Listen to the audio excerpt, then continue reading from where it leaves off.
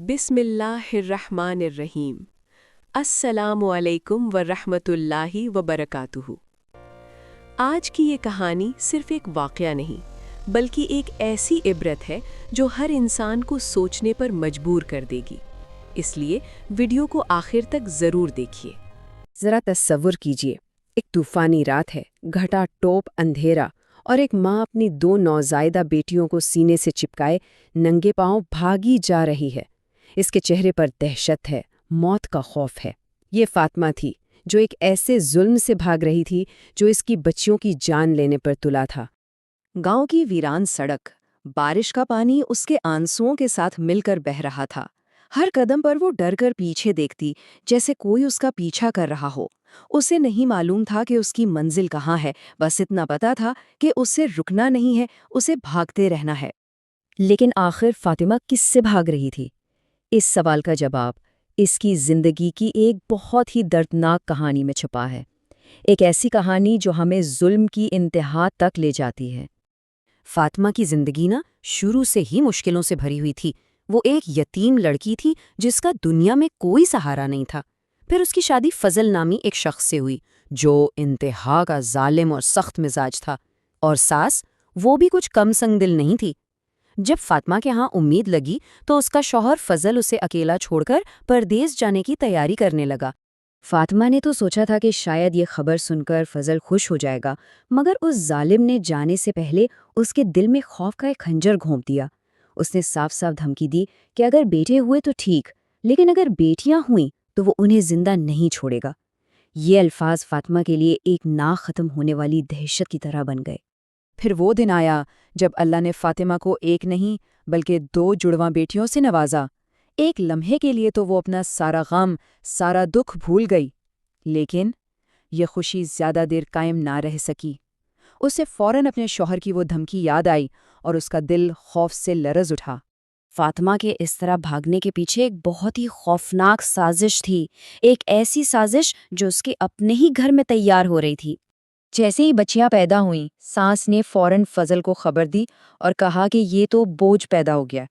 اگلے دن فضل نے ٹھنڈے لہجے میں جواب دیا، فکر نہ کرو، میں 5 دن میں آ رہا ہوں سب ٹھیک کرنے۔ فاطمہ سمجھ گئی کہ سب ٹھیک کرنے کا کیا مطلب ہے۔ اس نے ساس کے پاؤں پکڑ لیے، رحم کی بھیک مانگی، مگر اس پتھر دل عورت نے ایک نہ سنی۔ آخرکار فضل کی واپسی سے ٹھیک 1 رات پہلے، جب باہر شدید طوفان تھا، فاطمہ نے اپنی بچیوں کو اٹھایا اور اندھیرے میں بھاگ نکلی۔ بھاگتے بھاگتے وہ ایک جنگل میں پہنچ گئی۔ اندھیرے میں اسے ایک جھونپڑی سے روشنی آتی دکھائی دی۔ وہاں ایک بوڑھی عورت نے دروازہ کھولا اور اسے اندر آنے کو کہا۔ ایک پل کے لیے فاطمہ کو لگا کہ شاید خدا نے اس کی سن لی ہے، اسے ایک پناہ گاہ مل گئی ہے۔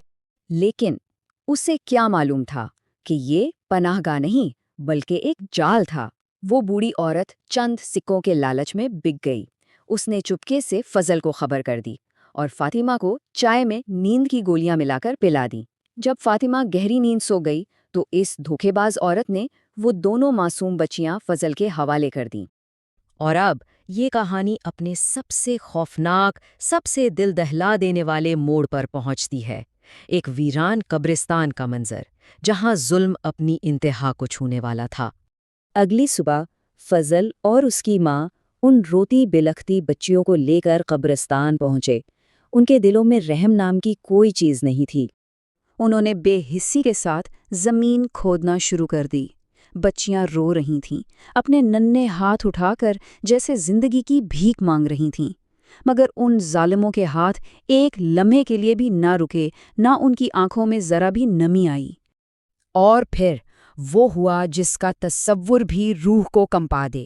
اس ظالم باپ اور دادی نے ان زندہ بچیوں کو اس گڑھے میں ڈالا اور اوپر سے مٹی ڈالنا شروع کر دی۔ ان ننھی کلیوں کی سسکیاں ہمیشہ کے لیے مٹی کے نیچے دب گئیں۔ اس کے بعد وہ دونوں وہاں سے ایسے چلے گئے جیسے کچھ ہوا ہی نہ ہو۔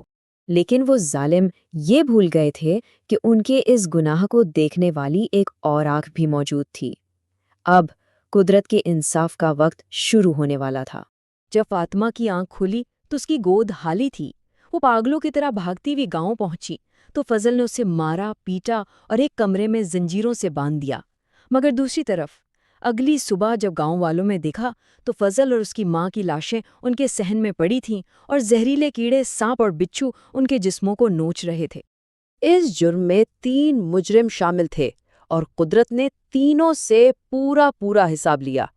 فضل اور اس کی ماں کو تو دنیا میں ہی عبرتناک موت ملی، اور وہ غدار بوڑھی عورت بھی کچھ عرصے بعد ایک دوسرے گاؤں میں ایک پراسرار اور خوفناک موت کا شکار ہوئی۔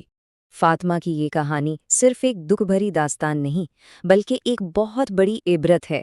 آئیے دیکھتے ہیں کہ اس کہانی کا انجام کیا ہوا اور اس سے ہمیں کیا سبق ملتا ہے۔ گاؤں والوں نے فاطمہ کو آزاد تو کر دیا، لیکن تب تک بہت دیر ہو چکی تھی۔ وہ اپنا ذہنی توازن کھو بیٹھی تھیں۔ وہ گلیوں میں پھرتی رہتی، ہر آنے جانے والے سے اپنی بیٹیوں کا پوچھتی، اور آخرکار اسی غم میں گھل گھل کر وہ اس دنیا سے چلی گئیں۔ اس کی یہ کہانی آج بھی وہاں کے لوگوں کے لیے ظلم کے انجام کی ایک مثال ہے۔ تو اس دردناک داستان میں ہمارے لیے کئی گہرے سبق چھپے ہیں۔ پہلا، ظلم کبھی رائے گاہ نہیں جاتا اور اس کا انجام ہمیشہ بہت عبرتناک ہوتا ہے۔ دوسرا، بیٹیاں اللہ کی رحمت ہوتی ہیں، انہیں بوجھ سمجھنا سب سے بڑی جہالت ہے۔ اور تیسرا اور سب سے اہم سبق یہ کہ خدا کی پکڑ خاموش ضرور ہے، مگر اس سے کوئی بچ نہیں سکتا، اس کا انصاف ہو کر رہتا ہے۔ یہ کہانی ہمیں ایک سوال کے ساتھ چھوڑ جاتی ہے، ایک ایسا سوال جس پر ہم سب کو سوچنا چاہیے۔ کیا واقعی ایک بیٹی بوجھ ہوتی ہے، یا یہ صرف ہماری تنگ نظری اور جہالت ہے جو رحمت کو زحمت سمجھ بیٹھتی ہے؟ اگر آپ چاہتے ہیں کہ ایسی مزید عبرتناک اور دینی کہانیاں آپ تک پہنچتی رہیں تو ویڈیو کو لائک کریں، شیئر کریں اور چینل کو ضرور سبسکرائب کریں۔